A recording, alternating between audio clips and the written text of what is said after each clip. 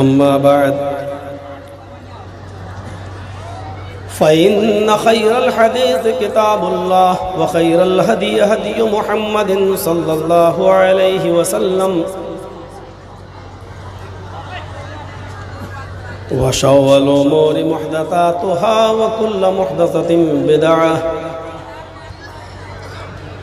وكل بدعة ضلالة وكل ضلالة في النار.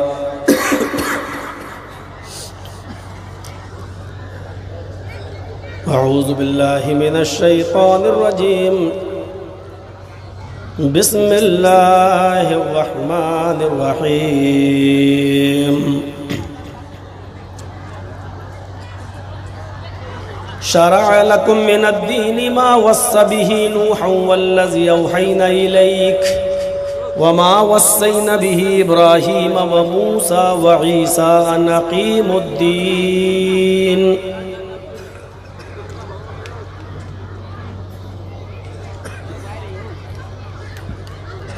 وقال تعالى ومن يبتغ غير الإسلام دينا فلن يقبل منه وهو في الآخرة من الخاسرين.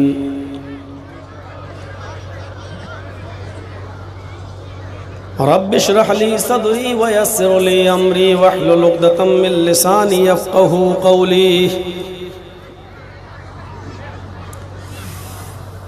اس عظیم الشان اجلاس کے صدر محترم فضیلت الشیخ عین الحق شمسی حفظہ اللہ،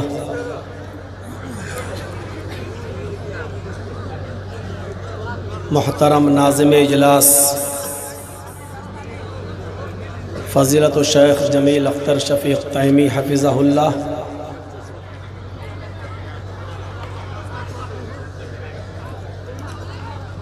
اسٹیج پر بیٹھے ہوئے اس علاقے کے اور ڈسٹرکٹ سرہا نیپال کے مؤقر علماء کرام،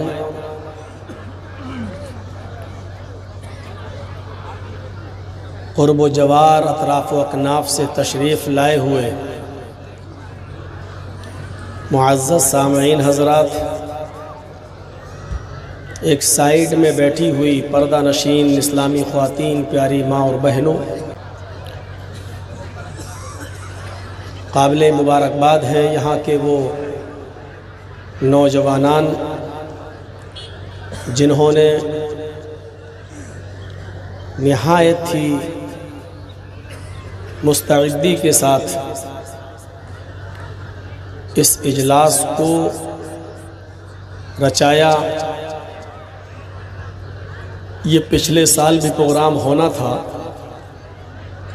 اور پچھلے سال کی بھی ڈیٹ مجھ سے لی گئی تھی، لیکن انہی دنوں میں کووڈ-19 کی وجہ سے پورا ہندوستان لاک ڈاؤن کا شکار ہوا، بلکہ پوری دنیا لاک ڈاؤن کی شکار ہوئی اور اس پروگرام کو کینسل کرنا پڑا. پھر اس سال یہاں پروگرام لیا گیا. بہت ہی بہترین موضوع کا انتخاب کیا گیا، اصلاح معاشرہ کانفرنس کے نام سے. یقیناً معاشرے کے اندر، ہمارے سماج کے اندر بہت سی برائیوں نے جنم لے لیا ہے، اور وہ برائیاں اتنی گہری جڑوں میں پیوست ہو چکی ہے، اس نے اتنی گہری جڑیں اس کی پکڑ لی ہیں کہ ان برائیوں کو دور کرنا ہمارے سماج کے لیے اور معاشرے کے لیے اور معاشرے کے سربردہ لوگوں کے لیے یقیناً ایک چیلنج ہو چکا ہے.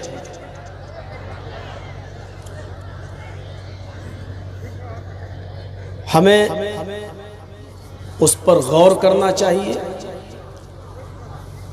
ہم کو بھی ایک ٹاپک دیا گیا، لیکن اس ٹاپک کو میں سمجھ ہی نہیں پا رہا ہوں کہ موضوع ہے کیا؟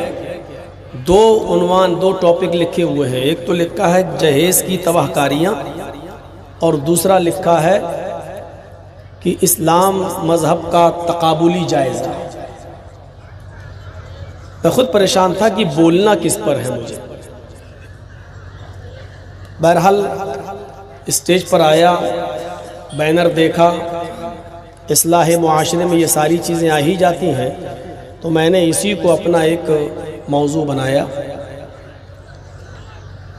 ہمارے معاشرے میں شرک بھی ہے، ہمارے معاشرے میں بدعتوں نے بھی رواج پایا ہوا ہے، ہمارے معاشرے کے اندر نماز سے غفلت بھی بڑھتی جا رہی ہے، نکاح کے اندر فضول خرچی بھی بہت ہو رہی ہے، شراب کی بھرمار ہے، اور خاص طور پہ اس علاقے میں نیپال کے اندر تو جہاں چائے کی دکان پر بھی بکتی ہو.